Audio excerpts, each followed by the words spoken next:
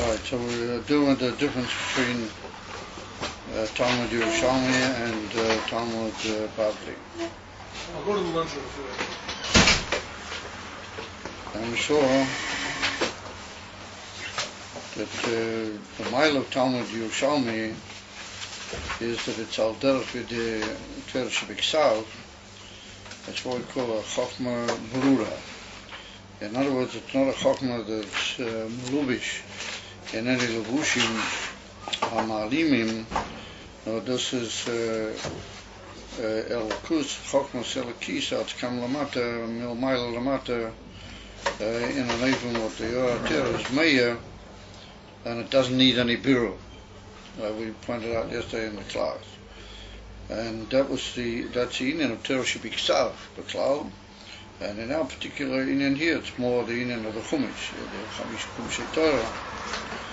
And we saw that that's already Mavura, and we brought down from the Alter Rebbe in Tanya that the Torah Shebiksav, particularly Mikro, meaning Chumash, well, it means indirectly all the Koftalet Sifrei Tanakh.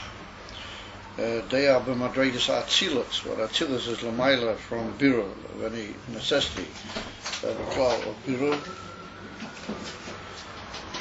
And we asked the Shara that we will heard of the whole Avid of Talmud Bavli is to be Mavara, the Inyan of the Mikro, so we pointed out wasn't that the Mikro needed Biru, it was only that Mitzad the Mikablim, due to the fact that they are, as we saw in Kutzalards, and also due to the Helen Vehester, Bismana Golas, and as we'll soon see, the Inyan of the Levushim, which are caused by the Helen of Chutzala, particularly, as we brought down in the name of the Gemara, that our sages were Geyser Tuma on the air of Chutzala.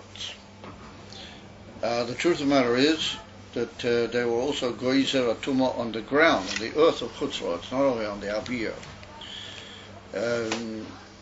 But the reason we bring the Aviyah, that's a higher and more delicate part, we might have thought that being a delicate, almost intangible entity, though that's not tried to be Geyser Tuma.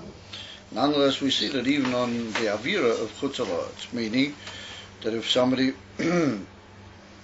enters the Aviyah of Chutzarot, then certain tumas of mace, tumas mace, affect him, according to the Gezerah of the Chachomim. And therefore, it's like as if he went into a big tent, where a dead person is. And therefore, if he came back and wanted to enter the Beis Hamikdash, he would need to go through Hazoya and Tevila with all the inyanim which are necessary to enter the Hazoya, the Beis Hamikdash. So therefore, being as it is, that the Neshamas, how they are in Chutzalorats, are Mishlavish in that Levush of Tuma, how it is Mitzad, the Helem of Chutzalorats, that causes that the Mekablim of the Torah are not able to see the tremendous light and the Elokus, how it is in Torah Shebiksav, in the Torah, particularly in the Inyan of the Chumash, and therefore there's a necessity to be mafalpo in the different Pesukim in the Chumash in order to reach what is the Emerson conclusion, b'negea to the Pesukim, of not that there's any Pesoilas, chas v'sholim, in the actual Pesukim and the actual things which are being darshaned. That's mitzad, as we pointed out, the chisaron of the levushim of the Mekabel. And we saw that in Eretz Yisrael, the levushim are much higher, and they're not so down into the level of Olam HaAsiyah, where the Inyan of the Klippas have their Iker presence, but therefore the levushim are those of Olam HaYitzira. They only just go through Ma'avar HaAsiyah, but not the Yislabshas. Therefore, those who were the original Chachomim in Eretz Yisrael, they were able to gain all the Inyanim from Torah Shebiksav in a much clearer and higher oifan, and that's the difference we saw between the Talmud Yerushalmi and the Talmud Bavli. V'zeu mail now in Tzadik Beis, v'zeu mailus Talmud Yerushalmi al Talmud Bavli, lefi shemeya bo b'chinus ha'chochma ha'brura, the already clarified and purified Chokhmah, what we saw in the Torah Shebiksav. That's Meir, a similar level in Talmud Eretz Yisrael. In other words, that's why there's no Pilpulim when you get to the Pesukim so much, because Talmud Yerushalmi just, as it were, quotes the sources as they are and says the halachas which are shot to those particular sources. And in Talmud Bavli there's a whole series of different kashyas back and forth to try and indicate what is the connection with the Pesukim and so on. So we saw that that's the Maila Gedola of Talmud Yerushalmi. Shehila Maila, that's the Indian of the Chokhmah Baruch, Shehila Maila. It's similar to the Torah Shebiksav. Well, that's the Chokhmah how it is mitzad Elokus in Olam HaAtzilos. Shehila Maila, Shehi B'chinas Gilui Oyer Godel Ma'id. That's a tremendous elevated divine light. We saw that that's the Maila of the Chumash, and the Torah how it is in the Sefer Torah, Torah Shebiksav, compared to all the other Inyanim in Torah Shebal Peh, but they're also Elokus, but the Levushim under which they were learnt and taught, well, that caused in them a certain necessity for Bira. And therefore we saw that Oyer Godel Me'id that was in Talmud Yerushalmi Eina Be'erat Lagabe Hagilui Shameya B'Talmud Bavli Shebo Ha'avi Ha'oyer Mustar, because over there in Bavel, being as it was Chutzlot, then the divine light was hidden by the Levushim of Olam HaAsiyah, and particularly even how Olam HaAsiyah is mislavish in the Levushi HaKlippers. So a thing that we find, even though this is not actually written, not in the Medrash, not in the Gemara, but there's certain great, very early codifiers of the different great teachers of Talmud Bavli and Talmud Yerushalmi, what they say this klal, they reveal it.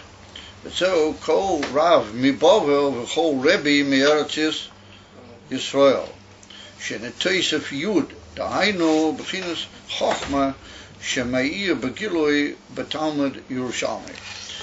Now, we find all out throughout the Gemara, even how it is in Talmud Bavli, some people are referred to, some of the Amoraim are referred to as Rav, so-and-so, and some of them are referred to as Rabbi, so-and-so, with a Yud.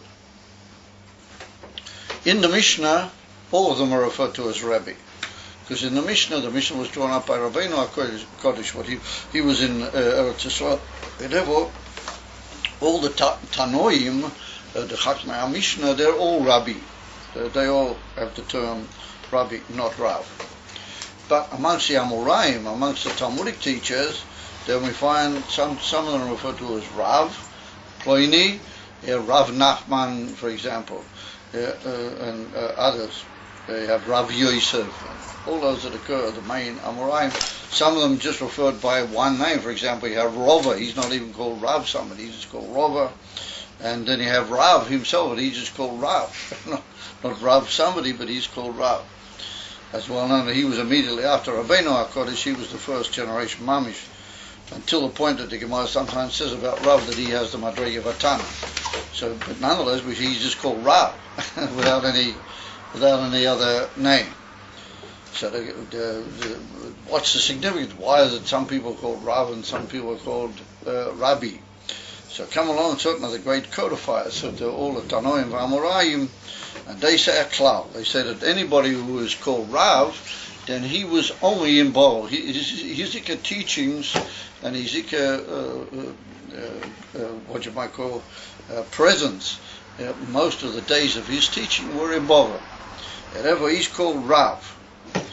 Mashenkin, those who were in Eretz Yisrael at the time of the Talmud Yerushalmi, or in the time of the Amoraim, or they were oile to Eretz Yisrael after having been in Bavel at the beginning, but they came and stayed permanently in Eretz Yisrael, then they're called Rabbi.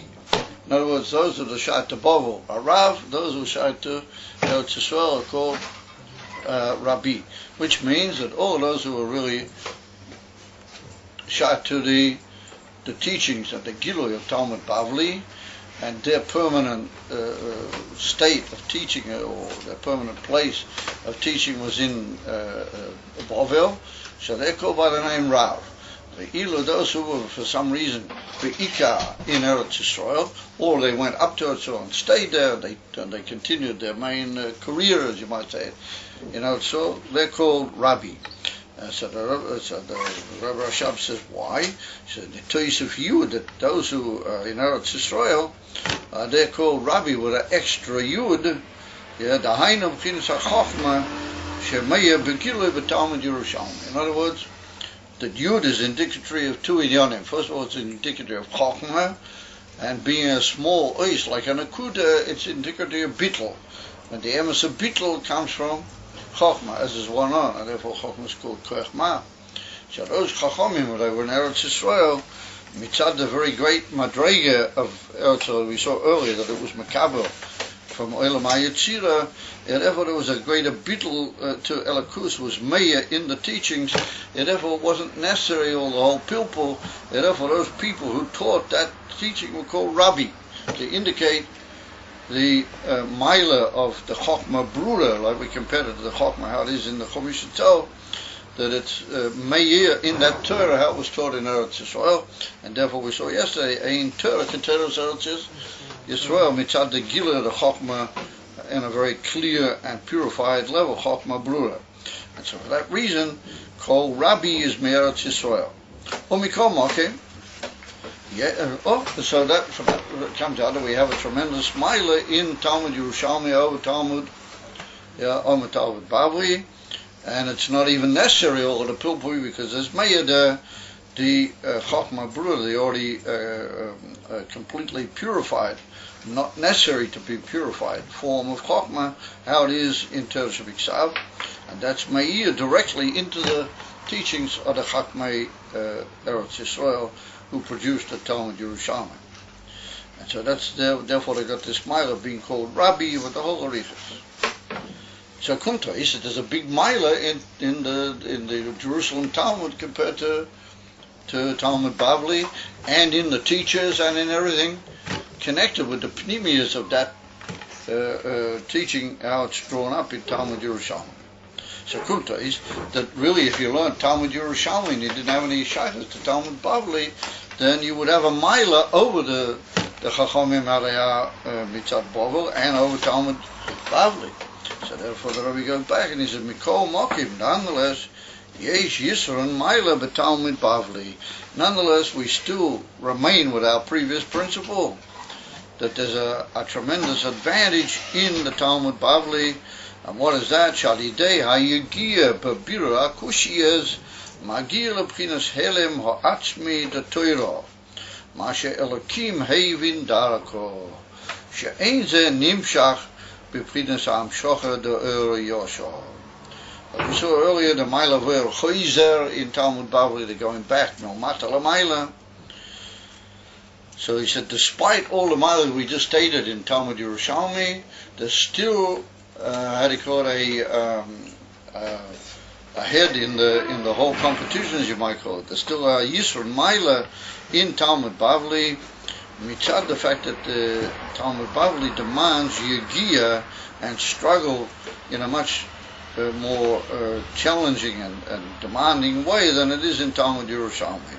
Dafki because of the Maila Talmud Yerushalmi. And once again, that whole principle of the Yegia leading to a deeper and greater grasp, both in the Etzem Nefesh of the Odom and in the Inif and the Shurish of that in and how it is in Elakus, Lamaila, well, that's gained precisely through the tremendous struggle and the Kashiyas in Talmud Bavli.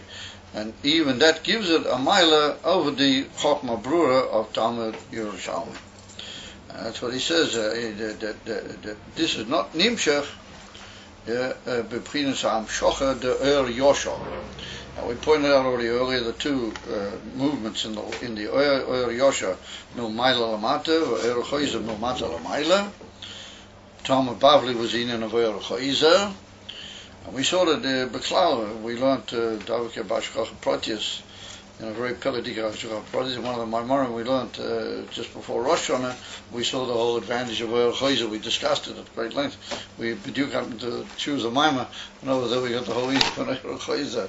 And then we come back and we meet up with the Eden of Oil Chayzer. It's amazing as a probably if you take the amount of pages that there are in the Sefer, it's not bad going. So, the Mile of Talmud Bavli is Oil Chayzer. The Mile of Talmud Yerushalmi, like we saw, was Oil Yosha. That's the Elakusa, it's Nimshuk Mil Maila Mata, and that's a comparison with Teresh Biksav, but that was given Mil Maila Mata, Bahar Sinai, in an even that it doesn't demand the Inin of Oil Chayzer. But the Mile of Oil Chayzer remains that Dafka by working back Mil Mata La Maila and struggling against the things which are Mailim Mumaster, in this particular case the Kashiyas, which are mitzad the inen of the Helam and the Klippers.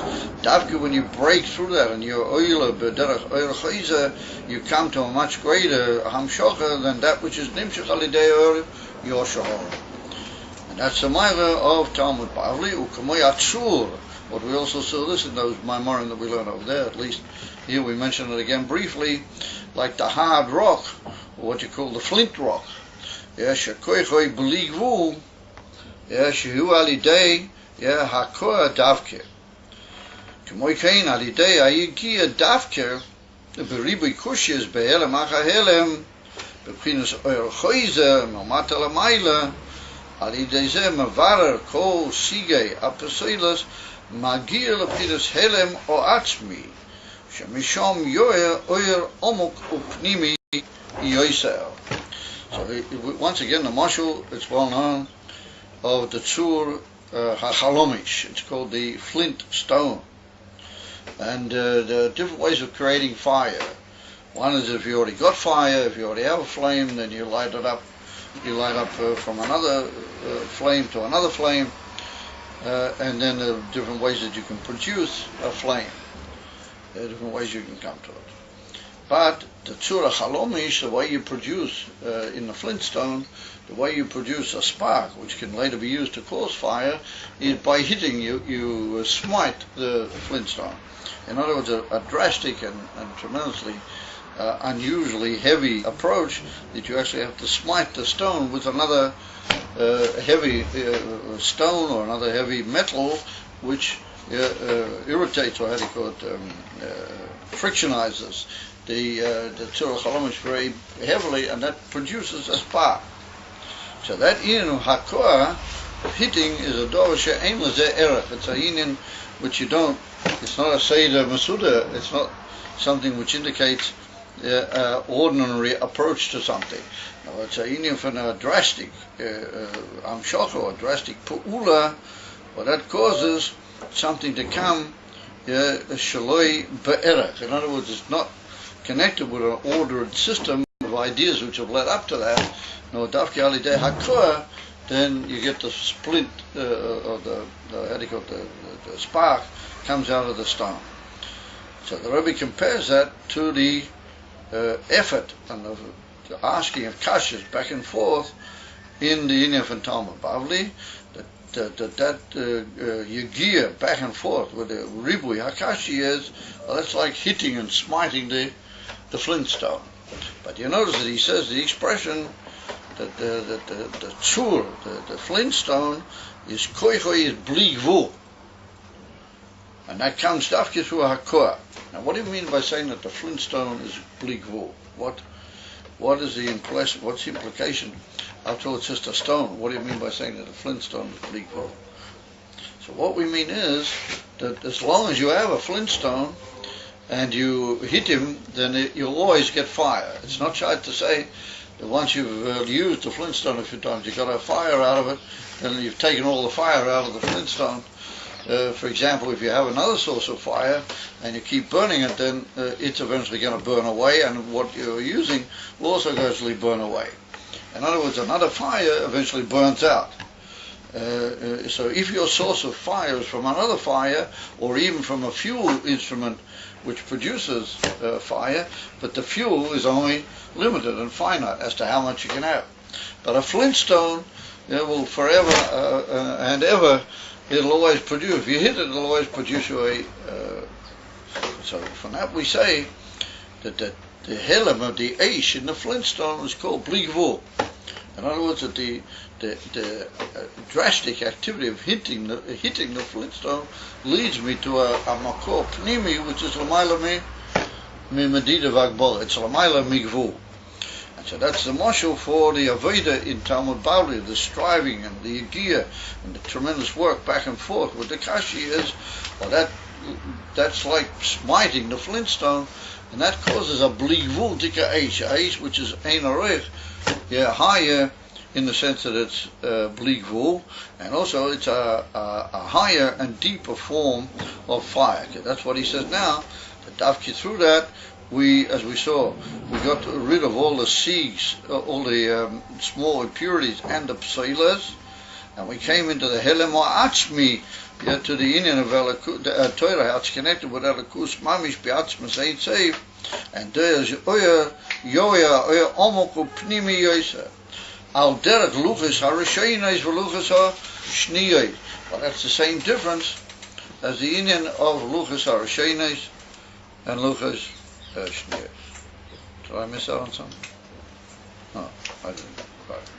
Among it, says the Rebbe, the Indian of Talmud Bavli, despite the mile of Talmud Yerushalmi, despite the tremendous elevation that Talmud Yerushalmi has, nonetheless there still remains a supremacy for Talmud Bavli.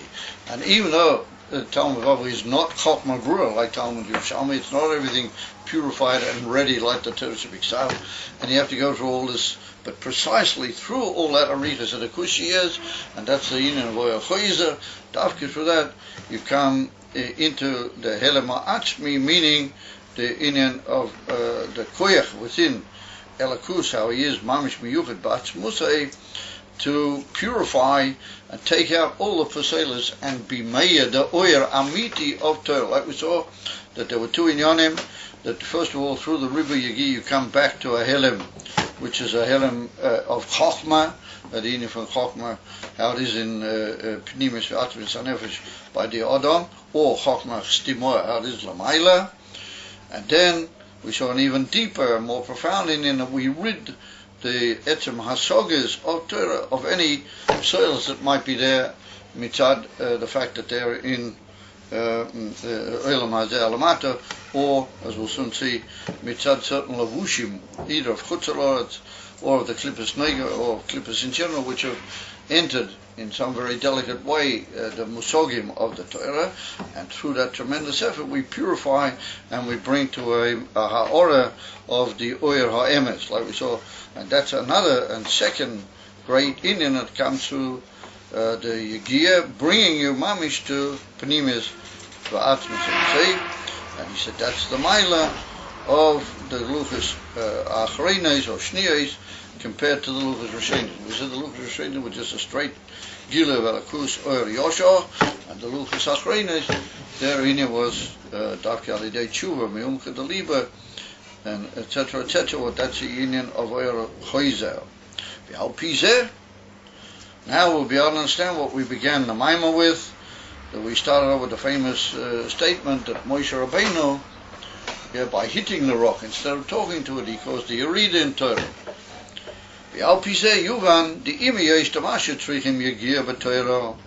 Well, that's what we need, a struggle in Torah. We have to work hard for every gilui of every detail of the halachas. Well, that was what was brought into the world through the fact that Moshe Rabbeinu hit the seller instead of speaking to her.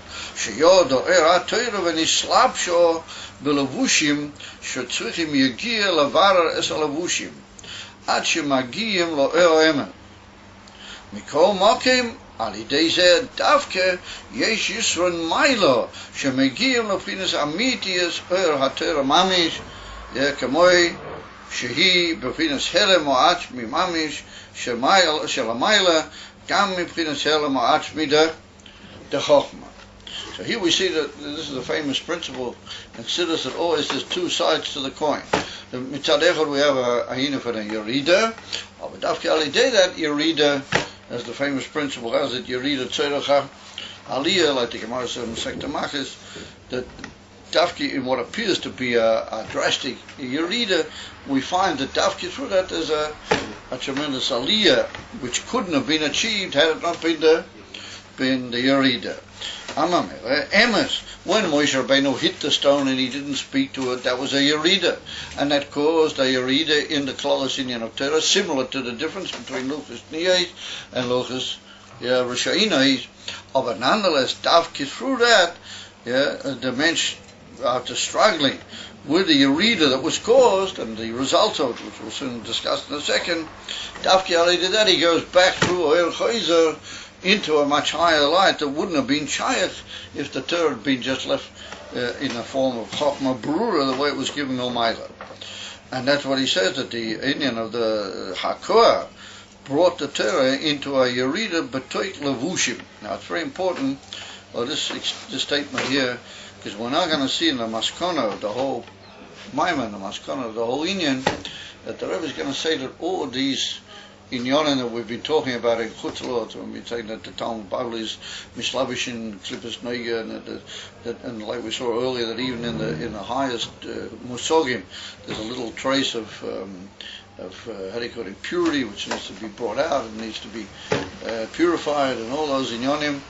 We're now going to see that the Ikeh concept of that is what we call Levushim. So the Rebbe begins that whole new explanation by saying that when Moshe Rabbeinu hit the stone, instead of speaking, then the Torah went down, and he slabsho b'levushim, and entered into literally garments, shetrichim yegia rabba levara es levushim. The whole yegia is literally to purify, or in some way clarify, for those levushim.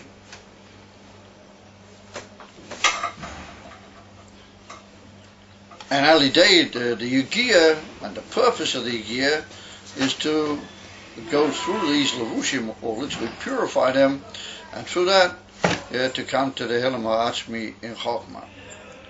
So now, Lafisa, we have to be mispoinim, what would he mean by saying Levushim? What are the types? What do I earn by now? Because this is like the Maskana. We brought this kasha right at the beginning of mine. Now we're like summing up on the basis of everything we've said in the meantime, how that fits. So that means that we've reached like what we might call the close to the rounding up of the whole argument, at least up to this point. So the whole time we've been saying that there's a necessary year, first of all, that you reach a deeper level in the etzem understanding. Then we've been saying that you purify the actual asaga from very delicate forms of waste material that are in the asaga. And now we see that Chutzalot has got certain inyanim which affect the way Torah is to be understood. And Eretz Yisrael, Machayim Adrega, all these inyanim, says the Rebbe, can be described as levushim. Now what's the milah of a levush?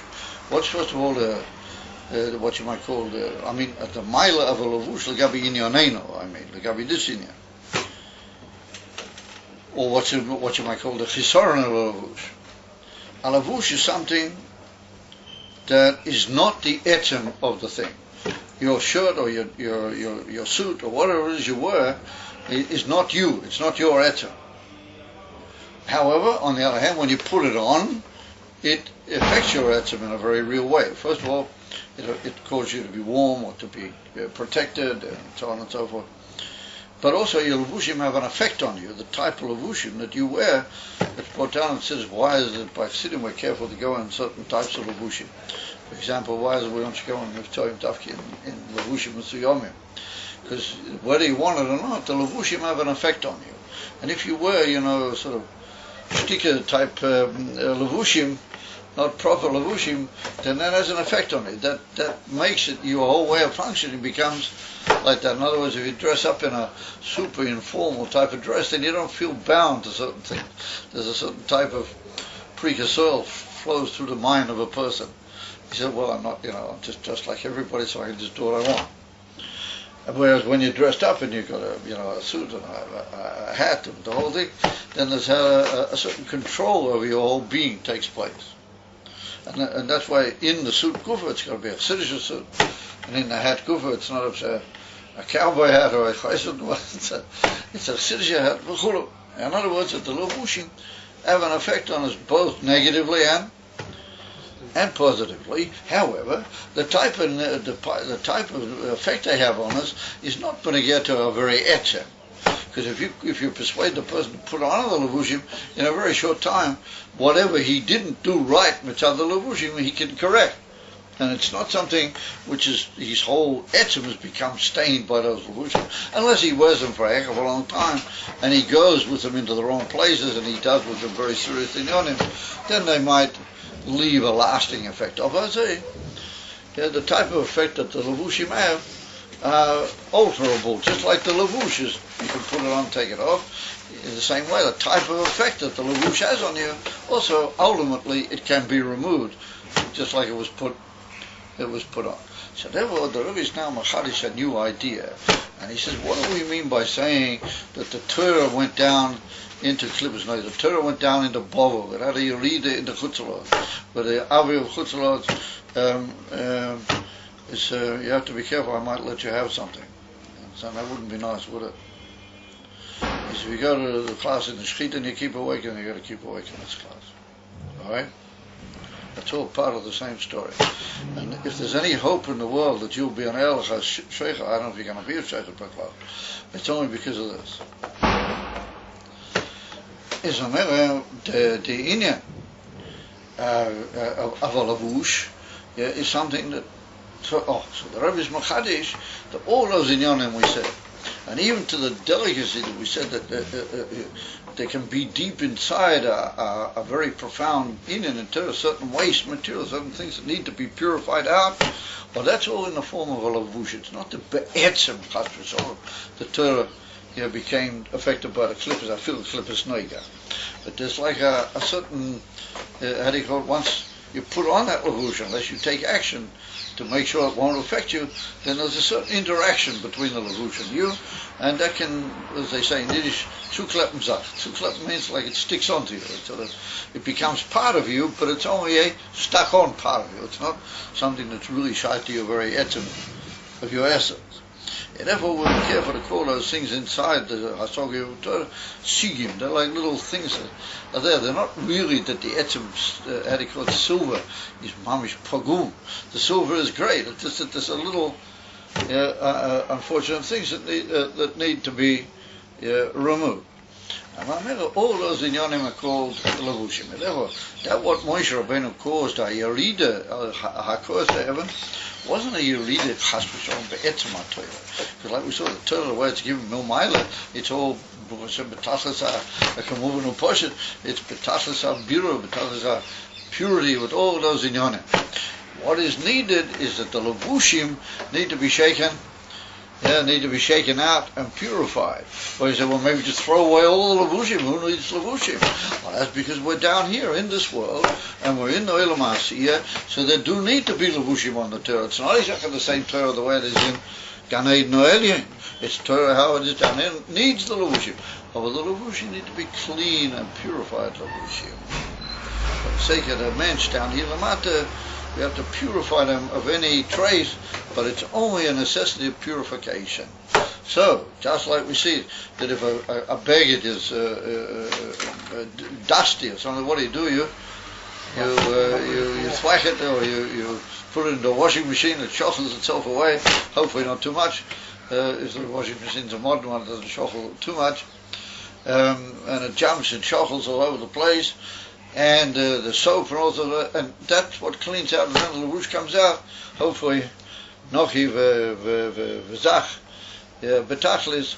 Well, that's what we see here. There's a whole new inyan. Now the Rebbe is going to describe and sum up all these inyanim be'ika as levushim.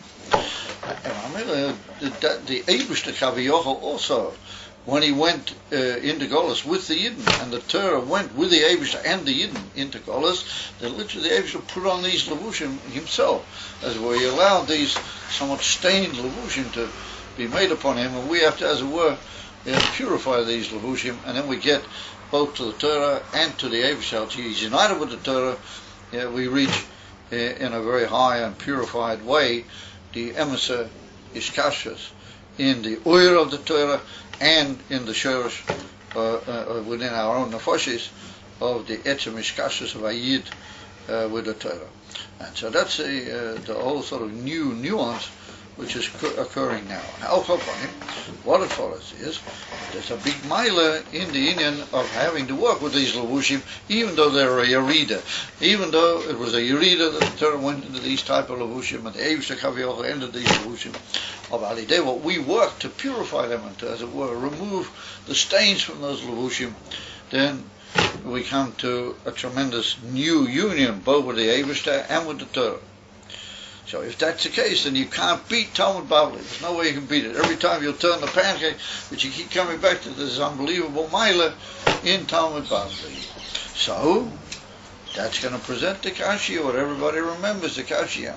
There's an old saying that Siddur Shabbat can at least remember a Gemara from having learned it in a Maimon Siddur. If he doesn't remember the Gemara, it's the way it is.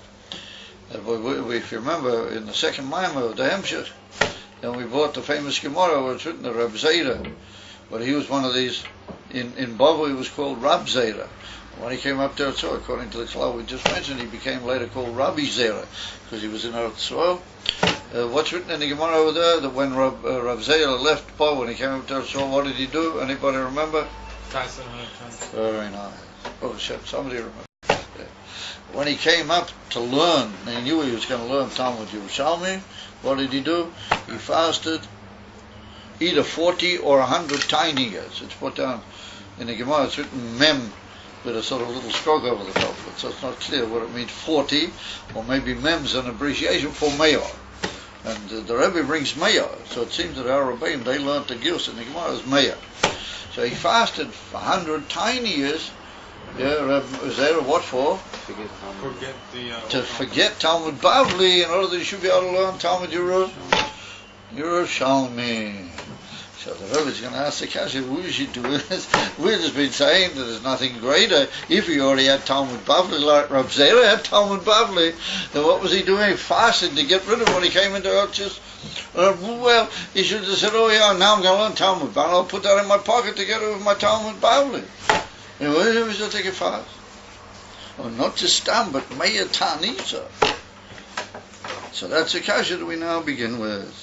So says the Rebbe, Al Pianal Tzodik Lovin, Masha Reb Zera Tzom Meya Tanisa, yeah, Bichdei Lishkach, that he should forget Talmud Bavli, Me'agash Talmud Bavli, Hu B'madreya Gavoya Kol Kach. In other words, that it always, despite the mile of Talmud Yerushalmi, Talmud Bavli beats it. So I would have thought somebody would roll off their chair from the greatness of the Kashya. Particularly that earlier we already spoke about this Barikas in that Maimah over there in Shuvah Yisrael, in the Tzaita Maimah in the Hemshech. There's a whole piece over there about it. Well, I'm supposed to remember back to the beginning of the Hemshech. What do you want of me? But anyway, whatever. It's a pelgetika kasha. It's from Mamish an amazing kasha. Vikuntas. Because everybody learns in Pashtas that Talmud Yerushalmi is much higher than Talmud Bavli. They're right. There is a mile in Talmud Yerushalmi. Oh, but that's only in the era of Yosha Shabbatova. Or in the era of Chayidza, we have to see. So Reb Zera for sure knew, and we're going to see later that he was really an era Chayidza of Zera in his form of Avodah. He for sure knew the mile of Talmud Bavli. Why did he fast? It wasn't clear. It says in Pirkei Avos, if somebody purposely tries to forget their Torah, yeah. Oh, that's a very good shot. Yeah, very good. If he purposely sits down and forgets his Torah, you don't even want to say. So the answer is a very good question. I think if you were to listen to the tape, over there we pointed out what was the beer. Not Chas v'Sholom to say that Reb Zera wanted to forget what he'd learned in Talmud Bavli.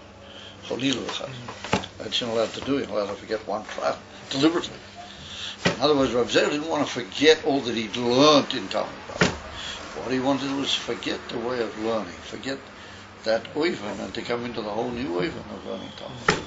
If we learn in Pashtas, the Talmud Yerushalmi is a much higher a much higher inyan, and it's a much higher. Therefore, he wanted to go from that lower form of learning into a much higher form of gilel akus in the learning. But if we learn that that's only in one or even in tifer and more emes gilel, there's an unbelievable mile in Talmud Bavli. And what was he doing? Afilu binyan zeh. To forget the afakir, the whole oifen of the learning is the trick in Talmud Bavli. That's the whole trick. And remember, that's all to Shaila. We should take your from say that. So we're going to do a very cruel thing now. I'm going to leave you with the guys with the kashi. Based on what I heard from Mendel Shalom. Mendel said on numerous occasions that it's a very good thing to stop and go, say Krishma Shachamita and go to sleep with a kashi. He said, don't answer turrets. You answer turrets the next day. He said, if you sleep with a kasha, then you don't sleep so deeply. The kasha is bothering you. You slop iron, so deep. And he said, that's right, he said, maybe they might send you turrets during the night. If you're very elcha and you really mean L'Shem Shemayim, maybe they'll send you turrets during the night. Yeah, but it's a matter to go shlofim with the kasha. So, you guys are not going shlofing yet. At least I don't think so. But I'll leave you with the kasha. And a minute, since you should already be able to feel the terror. Since we said that these things are just levushim, then Reb Zera wanted to get out of that type of levush. He didn't want to be in a levush which still needed purification, even though he had all the milas that had already been in that. But he wanted to drop the whole idea of being in those type of. Anyway, we'll see. Very fascinating.